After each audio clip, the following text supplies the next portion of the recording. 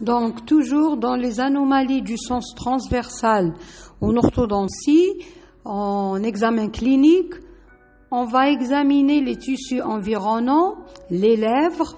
Donc, au cours de cet examen, on va vérifier la tonicité de leur musculature, les muscles orbiculaires des lèvres, le vestibule, bris des freins et insertion des freins labiales, et plutôt labiaux, supérieur et inférieur, la gencive qui peut être atteinte de gingivite ou de rétraction gingivale.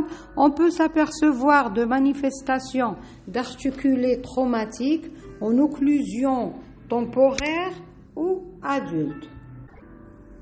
La langue, on doit évaluer la position de la langue au repos et au cours de la fonction telle que la déglutition par exemple.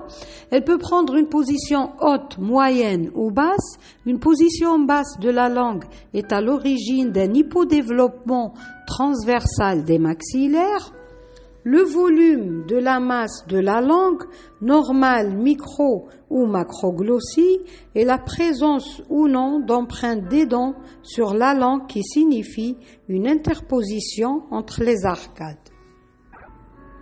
La longueur du frein lingual, s'il est normal ou court, pour son influence sur la mobilité de la langue, on évalue l'étalement latéral sur les faces occlusales des dents inférieures. Demandez au patient de faire des mouvements d'élévation et de latéralité en bouche ouverte. Ce mouvement permet de permettre ou de mettre en évidence une asymétrie dans la fonction. Les joues, il faut évaluer la tonicité de la musculature jugale vu son influence directe sur le développement transversal des maxillaires. On évalue donc le buccinateur, muscle qui rapproche les joues des arcades dentaires au niveau des prémolaires et molaires. Donc toujours dans les anomalies du sens transversal en orthodontie, en examen clinique, on va examiner les